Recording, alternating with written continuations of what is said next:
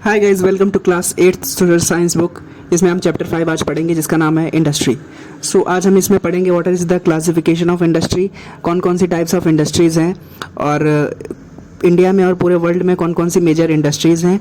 इन सब चीज़ों के बारे में हम आज पढ़ेंगे। ओके, तो this is chapter 5 named industry of social science book class 8। तो सबसे पहले जानते हैं सेकेंडरी एक्टिविटीज़ क्या होती हैं। तो सेकेंडरी एक्टिविटी जिसे हम मैन्युफैक्चरिंग सेक्टर भी कहते हैं, इसमें क्या होता है कि we change the raw materials into products of more value. जैसे कि कोई अगर आपने खेत से कोई चीज़ निकाली, फिर उसको इंडस्ट्री में प्रोसेस करके एक प्रोडक्ट बनाया और कस्टमर तक पहुंचाया। ओके, तो ये एक सेकेंडरी एक्टिविटी का पार्ट है जो आपने प्रोसेस करके चीज़ यूज़ किया। जैसे कि फॉर एग्जांपल ट्रीज से आप पल्प निकालते हैं, तो pulp is change into paper and paper is change into notebook.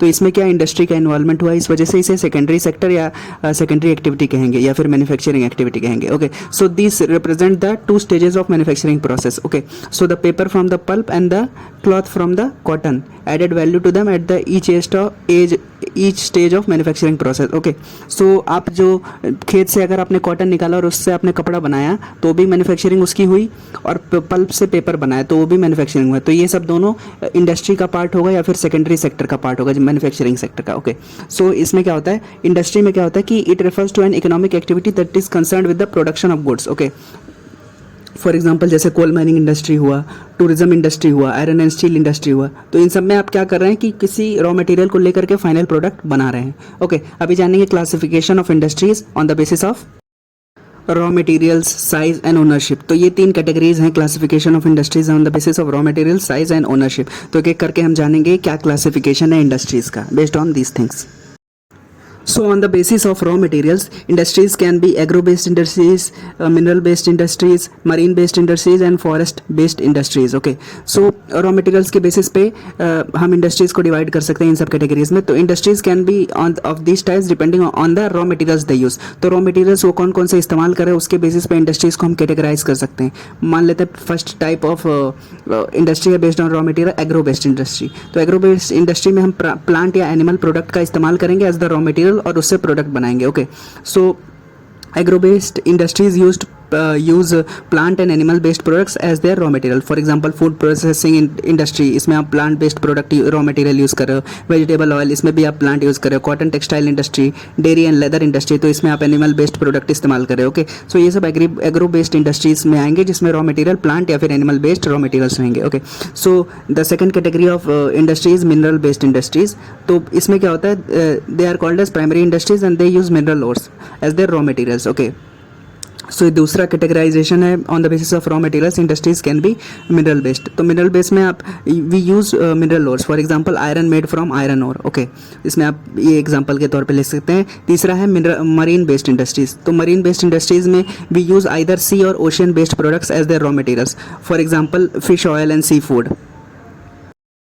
तो जो इंडस्ट्रीज़ फिश ऑयल या फिर सी फूड को प्रोसेस कर रही हैं वो इंडस्ट्रीज़ मरीन बेस्ड इंडस्ट्रीज़ होंगी, क्योंकि उन्होंने ओशियन या सी से लेकर के रॉ मटेरियल्स का इस्तेमाल किया है और उससे फिश ऑयल बनाया है, सी फूड बनाया है। ओके, नेक्स्ट है फॉरेस्ट बेस्ड इंडस्ट्रीज़। तो forest based industries used forest produce as raw materials, for example pulp and paper industries, pharma industries, furniture and building industry. तो इसमें आप फॉरेस्ट बेस्ड प्रोडक्ट्स का इस्तेमाल कर रहे हो और उससे आप फाइनल प्रोडक्ट बना रहे हो। ओके, सो ये था categorisation of industries on the basis of raw materials.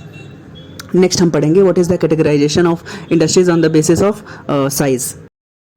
So on the basis of size, industries can be small scale and large scale. Okay, so size refers to the amount of capital involved, the number of people employed and the volume of production. तो ये सब size में हम consider करते हैं। तो size basically refers to the कितना पैसा आपने invest किया, कितने लोग वहाँ पे काम कर रहे हैं और कितना production कर रहे हैं। तो इस basis पे आप small scale industries में categorize कर सकते हो और large scale industries में। Okay, so on the basis of size, industries can be small scale and large scale. तो small scale industries involve products made by hand or artisans. For example, cottage industries, जिसमें हम कुटीर उद्योग कहते हैं, जहाँ पे आप लोग घरों पे ही अपनी चीज़ें बनाते हैं और फिर उसको बेचते हैं। They use lesser amount of capital and technology, क्योंकि घर पे ही बना रहे हैं। तो ये स्मॉल स्केल इंडस्ट्रीज़ हैं। ओके, या आर्टिसंस है, रूरल आर्टिसंस है, कोई लाइक जैसे कुर्सी वगैरह बुनता है, ओके, या फिर कोई सूत का कुछ काम करता है कॉटन इंडस्ट्री में, तो ये सब स्मॉल स्केल इंडस्ट्री में आ गया, ओके। अभी नेक्स्ट है लार्ज स्केल इंडस्ट्रीज़। तो लार्ज स्केल इंडस्ट्रीज़ में वॉल्यूम ऑफ प्रोडक्शन बहुत हाई रहेगा, सुपीरियर टेक्नोलॉजी यूज़ होगी और बहुत ज़्यादा पैसे निवेश करने पड़ेंगे। For example automobile industry, production of automobiles and heavy machinery,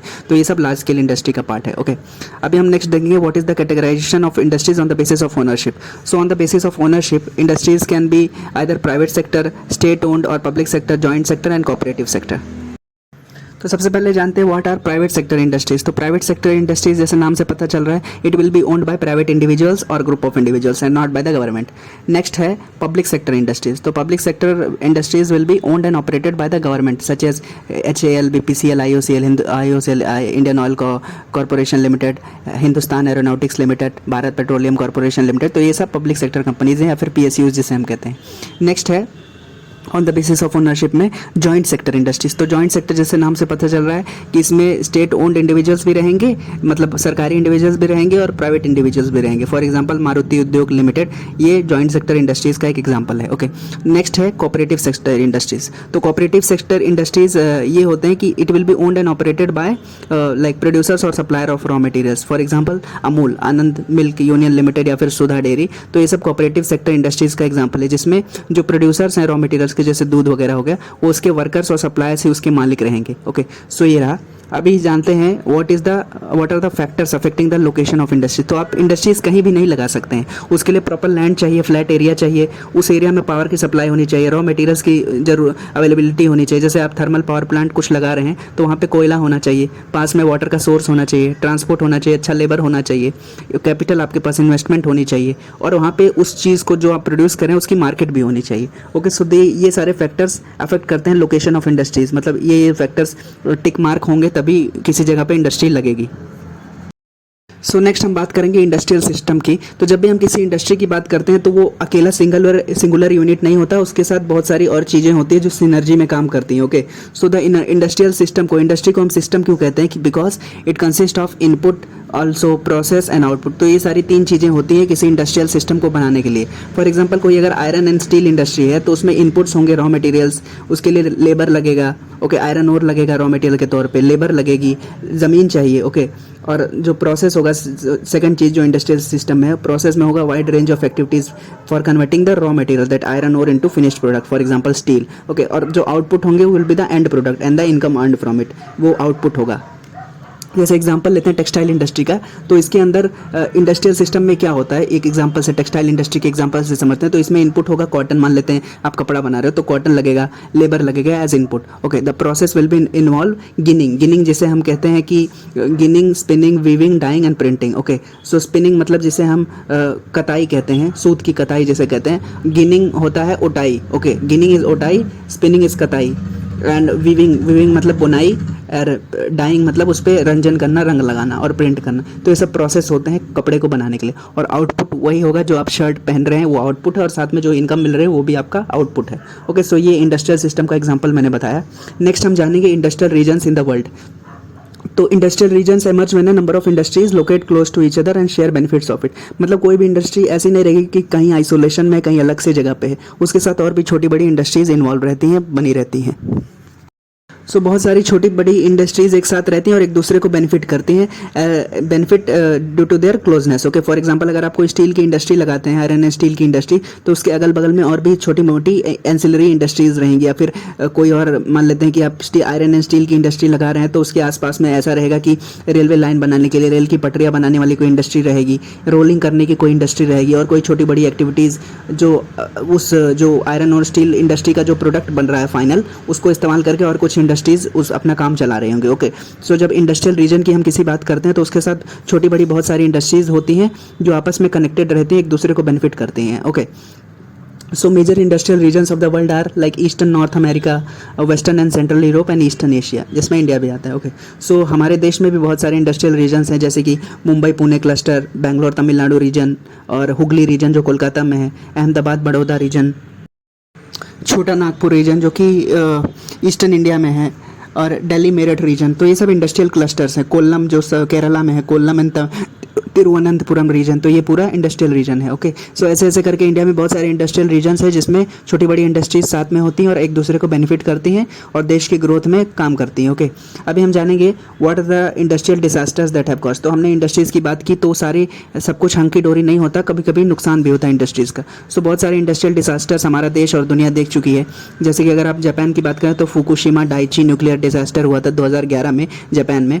और इंडिया की बात करें तो 1984 में भोपाल गैस ट्रेजेडी हुई थी भोपाल शहर में, जिसमें methyl isocyanate MIC leaked from the union carbide pesticide factory, जिससे हज़ारों लाखों लोग की मौत हो गई थी। ओके, सो ये सब कुछ इंडस्ट्रियल डिजास्टर्स हैं, कुछ USA में भी हुए हैं, रशिया में भी हुए हैं, तो इस तरह के इंडस्ट्रियल डिजास्टर्स हो चुके हैं। ओके, अभी हम जानेंगे what is the distribution of major industries. तो इंडस्ट्रीज़ की जब हम बात करेंगे तो बहुत सारी छोटी बड़ी इंडस्ट्रीज़ होती हैं, लेकिन अगर आप वर्ल्ड लेवल पर देखेंगे तो कुछ मेजर इंडस्ट्रीज़ हैं। ओके, कुछ मेजर इंडस्ट्रीज़ हैं जो कि बहुत ज़्यादा इंपॉर्टेंट है, जिसे आप इग्नोर नहीं कर सकते। जैसे IT इंडस्ट्री है, टेक्सटाइल इंडस्ट्री है, आयरन एंड स्टील इंडस्ट्री है जो कि बैकबोन है पूरे इंडस्ट्रियल रेवोल्यूशन का, आयरन एंड स्टील इंडस्ट्री। तो जो मेजर इंडस्ट्रियल एरियाज इंडस्ट्रीज़ हैं जैसे कि आयरन एंड स्टील इंडस्ट्री, ये सब Germany, US, China, Japan, Russia में बहुत बड़े स्तर पे हैं, और भी देशों में है लेकिन इन सब में बड़े स्तर पे हैं। टेक्सटाइल इंडस्ट्री की आप बात करेंगे तो उसमें कौन से देशों के नाम आते हैं? India, Japan, Hong Kong, south Korea, Taiwan. IT industry की बात करते हैं तो उसमें US का कैलिफोर्निया का रीजन आता है, सिलिकॉन वैली जिसे कहते हैं, और इंडिया का बेंगलोर रीजन आता है। तो ये सब मेजर इंडस्ट्रीज़ हैं पूरी दुनिया में, आयरन एंड स्टील, टेक्सटाइल और IT इंडस्ट्री, और ये सारे रीजन्स हैं जहाँ के लिए ये फेमस हैं। ओके, अभी हम एक एक करके इन सब के बारे में जानेंगे। नेक्स्ट हम बात करेंगे सनराइज इंडस्ट्रीज़ किसे कहते हैं। तो सनराइज जैसे नाम से पता चला कि जो उग रहा है, इमर्जिंग इंडस्ट्रीज़ हैं। सो इमर्जिंग इंडस्ट्रीज़ कौन कौन सी है? जैसे वेलनेस और हॉस्पिटैलिटी हो गया, और knowledge industry, information technology industry. तो ये सब उभरती हुई इंडस्ट्रीज़ हैं जिनका बहुत ज़्यादा फ्यूचर में स्कोप है, बहुत ज़्यादा ग्रोथ इनका हो सकता है क्योंकि अभी डेवलप नहीं हुई है उतनी। ओके, अभी जानेंगे व्हाट इज स्मेल्टिंग। तो आयरन एंड स्टील इंडस्ट्री के बारे में जानने से पहले हमें स्मेल्टिंग पता होनी चाहिए। So smelting is a process in which metals are extracted from their ores by heating beyond that melting point. मतलब जो मेटल होता है उसको अपने ओर्स में से एक्सट्रैक्ट करते हैं, उसके ओर्स में से, और हीट करते हैं बियॉन्ड मेल्टिंग पॉइंट, ताकि उसे हम अच्छे से यूटिलाइज़ कर पाएँ और उसके जो वेस्ट क्वांटिटीज़ हैं, जो उसकी गंदगियाँ हैं, उसको निकाल पाएँ। Okay, so it is a process in which metals are extracted from their ores by heating the metals beyond their melting point. Okay, तो उस प्रोसेस को हम स्मेल्टिंग कहते हैं। इस प्रोसेस का इस्तेमाल आयरन और स्टील इंडस्ट्री में बहुत ज़्यादा होता है। तो मेजर इंडस्ट्रीज़ में सबसे पहले इंडस्ट्री की जिसके बारे में हम बात करेंगे वो है आयरन एंड स्टील इंडस्ट्री। तो आयरन एंड स्टील इंडस्ट्री में भी इनपुट प्रोसेस आउटपुट होता है, ये भी एक इंडस्ट्रियल सिस्टम है। तो जैसे कि आयरन एंड स्टील इंडस्ट्री में क्या इनपुट्स होंगे? तो inputs from this industry include raw material such as iron ore, कोयले की ज़रूरत है फ्यूल के तौर पे, लाइमस्टोन की ज़रूरत है। Okay, along with labour, capital, investment चाहिए, साइट भी चाहिए जहाँ पे एक इंडस्ट्री लगाएंगे। और इस industry iron and steel industry में what is the process? Second step है प्रोसेस। तो प्रोसेस में क्या होगा, जिसमें आप आयरन ओर को स्टील में कन्वर्ट करेंगे। तो इसमें बहुत सारे प्रोडक्ट्स आएंगे, जैसे ब्लास्ट फर्नेस में रॉ मटेरियल को रखना, वेयर इट अंडरगो स्मेल्टिंग मैंने बताया क्या होता है, और उसको रिफाइन करना है। तो ये सब प्रोसेस में आएगा, और जो आउटपुट आपको मिलेगा वो स्टील मिलेगा, चमकता हुआ स्टील। तो output is that steel, and steel can further be used by other industries as raw material, जैसे कि ऑटोमोबाइल इंडस्ट्री वगैरह में। तो ये सब प्रोसेस रहा है स्टील इंडस्ट्री का, कि इनपुट रहेगा, कुछ मटेरियल्स इस्तेमाल होंगे, साइट लगेगा, कैपिटल लगेगा, आयरन ओर लगेगा, प्रोसेस में ये सब ब्लास्ट फर्नेस में स्मेल्टिंग करेंगे, और आउटपुट में आपको स्टील मिलेगा, और जो उससे पैसा जनरेट करेंगे वो मिलेगा। ओके, सो ये रहा आयरन एंड स्टील इंडस्ट्री के बारे में इनपुट प्रोसेस आउटपुट। अभी अब जो आपको स्टील मिला आयरन एंड स्टील इंडस्ट्री से फाइनल प्रोडक्ट, उसको आप एलॉय करेंगे, मतलब और भी मेटल्स के साथ मिलाएंगे और उसकी स्ट्रेंथ को बढ़ाएंगे। जैसे कि alloying steel with aluminium, nickel, copper gives it unusual strength and hardness and ability to resist. इस वजह से ये सब केबल कार्स वगैरह में इस्तेमाल होता है, क्योंकि इसकी मजबूती अच्छी हो जाती है ना, तो स्टील को इसलिए हम एलॉय करते हैं। ओके, सो अभी हम जानते हैं कि हमारे देश में मेजर स्टील प्रोड्यूसिंग सेंटर्स कौन कौन से हैं। So important steel producing centers in our country are like Bhilai of Chhattisgarh, Durgapur, Burnpur, Jamshedpur, Rourkela, Bokaro. Okay, so ये सब इन सब स्टेट्स में फैले हुए हैं, वेस्ट बंगाल, झारखंड, उड़ीसा और छत्तीसगढ़ में। तो वेस्ट बंगाल, झारखंड, और ये जो आप देखेंगे ना, झारखंड, उड़ीसा और छत्तीसगढ़, इसमें बहुत सारे मिनरल्स पाए जाते हैं। ओके, सो इन्हीं जगह पे, इन वजह से ही ये बहुत सारे जो steel, iron and steel plants, कोयले के खदान, ये सब इन्हीं जगहों पे हैं, क्योंकि मिनरल्स ज़्यादातर यहीं पे पाए जा रहे हैं, तो इंडस्ट्रीज़ भी यहीं पे होंगी ज़्यादातर। ओके, सो ये सब हैं स्टील कुछ प्रोड्यूसिंग सेंटर्स हमारे देश में, भिलाई वगैरह। अभी हम ये भी जानते हैं कि स्टील को कहा जाता है backbone of modern industry. Okay, तो स्टील को मॉडर्न इंडस्ट्री का बैकबोन क्यों कहा जाता है? बैकबोन इसलिए कहा जाता है, रीढ़ की हड्डी, क्योंकि ये बहुत इंपॉर्टेंट है, क्योंकि जो भी आप प्रोडक्ट्स यूज़ करते हैं ना, वो या तो आयरन एंड स्टील इंडस्ट्री से डिराइव होती हैं, या तो उस प्रोडक्ट को बनाने के लिए जो मशीनरी या टूल्स का इस्तेमाल होता है, वो टूल्स या मशीनरी आयरन या फिर स्टील इंडस्ट्री से होती हैं। ओके, फॉर एग्जांपल आप कोई मशीनरी से कार वगैरह ऑटोमोबाइल बना रहे हैं, तो उस मशीन को जो बनाएगा वो भी लोहे का ही प्रोडक्ट होगा या स्टील का होगा, तो वो भी आयरन एंड स्टील का में काम आया। ओके, वहाँ पे भी आयरन और स्टील इस्तेमाल हुआ। या फिर अगर आप कोई प्लास्टिक वगैरह कुछ बनाते हैं, तो उसको बनाने में भी जो मशीनरी या टूल्स का इस्तेमाल होगा, वो भी आयरन या तो स्टील होगा या उस इंडस्ट्री से होगा। इसी वजह से स्टील हर जगह यूज़ हो रहा है, इसी वजह से स्टील को कहा जाता है बैकबोन ऑफ मॉडर्न इंडस्ट्री। इसके बिना काम नहीं चल सकता। ओके, सो अभी हम जानेंगे कि कुछ इंडिया में और दुनिया में कौन से रीजन्स हैं जहाँ पे iron and steel industry famous है। तो हमारे देश में फेमस है जमशेदपुर। तो जमशेदपुर में 1947 से पहले iron and steel industry set हुई थी, जिसे हम टिस्को कहते हैं, Tata iron and steel company. So बहुत ही जद्दोजहद के बाद में TISCO Tata iron and steel company limited का स्थापना हुई थी, क्योंकि अंग्रेज इसको खड़ा होने नहीं दे रहे थे। तो जमशेदपुर में सबसे पहले आयरन एंड स्टील इंडस्ट्री लगी हमारे देश में, and it led to the development of other industries in the region like steel mills, rolling mills, ancillary industries. तो जैसे मैंने कहा ना कि इंडस्ट्री कोई लगाना एक सिस्टम है। ओके, उसके साथ साथ और छोटी बड़ी इंडस्ट्रीज होती हैं, जैसे कि steel mills, rolling mills, ancillary industries, जो उस मेजर इंडस्ट्री को मदद करती हैं और उससे बेनिफिट उठाती हैं। ओके, तो आयरन एंड स्टील इंडस्ट्री की हम बात करेंगे तो यूएस में भी एक फेमस है आयरन एंड स्टील इंडस्ट्री का एरिया, जिसे हम पिट्सबर्ग कहते हैं। तो पिट्सबर्ग को कहा जाता है steel city of USA. Okay, so इसके कुछ एडवांटेजेस हैं जिस वजह से ये उस जगह पे सिचुएटेड है, पिट्सबर्ग में ये इंडस्ट्री। क्यों सिचुएटेड है? क्योंकि इसको मदद मिलती है लेबर में, पावर में, स्किल्ड लेबर में। ओके, सो जैसे कि ओयो, मोनगाहिला और एलिगीना, ये रिवर्स हैं, इसको पानी सप्लाई करते हैं इस इंडस्ट्री को अच्छे से काम करने के लिए। ओके, सो उस इंडस्ट्री को, आयरन एंड स्टील इंडस्ट्री को पिट्सबर्ग में चलाने के लिए फ्यूल की ज़रूरत है, कोयले की ज़रूरत है, जो कि इसे मिनेसोटा लोकली एरिया में मिल जाता है। ओके, और साथ ही साथ इसके और भी अलग एडवांटेजेस हैं पिट्सबर्ग एरिया के। मतलब मैं ये कहना चाहता हूँ कि किसी भी एरिया में कोई इंडस्ट्री सेट करने के लिए बहुत सारी चीज़ें इस्तेमाल होती हैं, जैसे कोयला। तो कोयला यहाँ पर मिलता है पिट्सबर्ग में आराम से। पानी की सप्लाई चाहिए तो यहाँ पर 3 नदियाँ हैं। ओके, साथ ही साथ इसको प्रॉपर ट्रांसपोर्ट भी मिलता है, रेलवे वगैरह का। तो इस वजह से ये पिट्सबर्ग अच्छा रीज़न है, फेमस है आयरन एंड स्टील इंडस्ट्री के लिए यूएसए में, क्योंकि इसके लोकेशनल एडवांटेजेस हैं। अभी हम नेक्स्ट पढ़ेंगे कॉटन इंडस्ट्री के बारे में, और हमारे देश में और दुनिया में कौन कौन से कॉटन इंडस्ट्री के लिए फेमस रीजन्स है। ओके, सो कॉटन जिसे आप कहते हैं सूती कपड़ा। तो weaving cotton from yarn is an ancient art. मतलब कॉटन हमारे देश में या दुनिया में सालों से प्रोड्यूस होता आ रहा है। ओके, सो कॉटन का कपड़ा बनाने के लिए fibre is the raw material that is used for the textile industry. तो फाइबर का इस्तेमाल होता है। तो कुछ नेचुरल फाइबर्स होते हैं, कुछ नेचुरल मैन मेड फाइबर्स होते हैं, जिससे हम ये कि टेक्सटाइल इंडस्ट्री में काम चलाते हैं। तो कुछ जो नेचुरल फाइबर्स हैं जिससे कपड़े बनते हैं वो है wool, silk, cotton, linen, jute. Okay, इन सबसे कपड़े बनते हैं। और कुछ मैन मेड फाइबर्स हैं जिससे कपड़े बनते हैं, जैसे नायलॉन, रेयॉन, पॉलिस्टर, एक्रिलिक। तो पॉलिस्टर के कपड़े होते हैं, नायलॉन के कपड़े होते हैं, जैसे आपने देखे होंगे। ओके, तो सबसे पहले कॉटन इंडस्ट्री लगी थी ब्रिटेन में, उसके बाद में दुनिया भर में ये फैली थी। तो हमारे देश में ब्रिटिशर्स के आने से पहले अच्छी इंडस्ट्री थी कॉटन की। इंडिया एक्सपोर्ट भी करता था और पैसे कमाता था दुनिया भर से। सो ब्रिटिशर्स के आने से पहले इंडिया का फेमस था कॉटन मार्केट, कॉटन इंडस्ट्री। तो India's handmades cotton had wide market. तो द मसलिन्स ऑफ ढाका, जो कि बांग्लादेश में है, चिंजेस ऑफ मासूलीपट्टनम, जो साउथ इंडिया में है, कैलिकोस ऑफ कालीकट, जो साउथ इंडिया में है, अगेन कालीकट का कोस्ट। तो ये सब एरियाज़ हैं। तो इन सब कैलिकोस, मुस्लिन, ओके, चिंजेस, ये सब कॉटन के ही अलग अलग नाम हैं। ओके, सो ये सब, ढाका भी पहले इंडिया का ही पार्ट था, अखंड भारत का पार्ट था। तो ये सब इंडस्ट्रीज़ इंडिया में थी, अलग अलग नाम से कॉटन जाना जाता था और इंडिया एक्सपोर्ट करता था दुनिया भर में। और हमारे देश में जो कॉटन इंडस्ट्री के लिए एक फेमस जगह है, मुंबई और अहमदाबाद है। तो आज हम अहमदाबाद के बारे में पढ़ेंगे।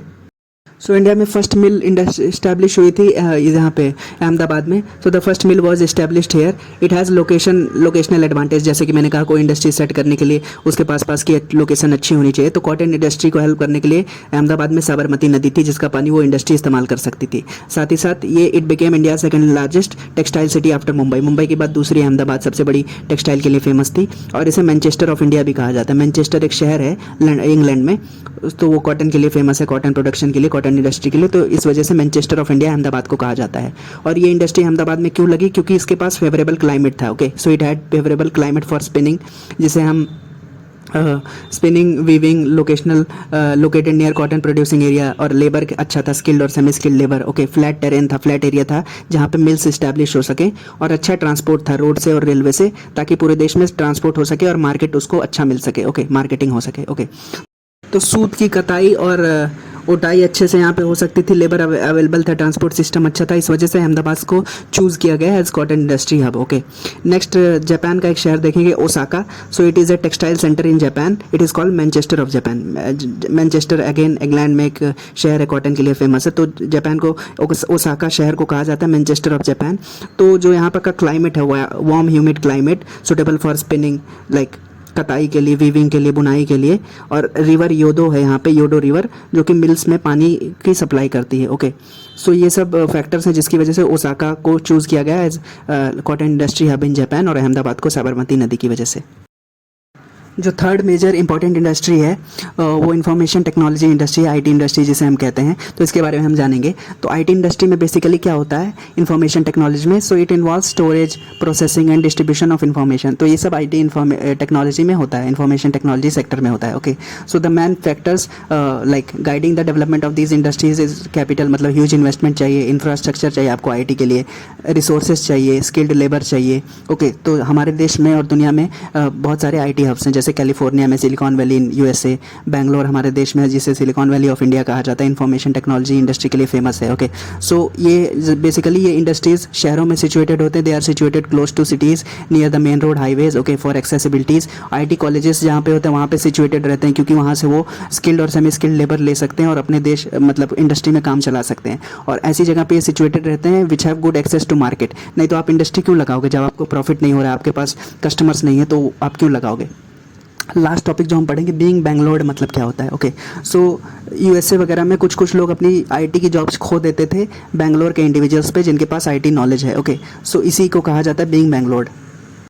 So being Bangalore basically means when someone who loses his or her job to a person in Bangalore, India. Okay, so IT jobs in USA sometimes are Bangalore to India because of like equally available skilled labor and low salaries. मतलब उस जो IT jobs हैं USA वगैरह में, वो लोग company सोचती हैं कि हम इतने ही और कम पैसे में सेम स्किल्ड लेबर ले सकते हैं इंडिया से, बैंगलोर से, और उनको कम सैलरी में अपना काम चला सकते हैं, अपना काम आउटसोर्स करके। Okay, so this is called as being Bangalore when someone in USA or other country loses a job to a person in Bangalore who is an IT individual. Okay, so these were the few things in fifth chapter of class social science book industries. So hope you understood it. If you have any doubts, you can ask in the comment section. Okay, so if you can also suggest me what are the next topics that I should cover.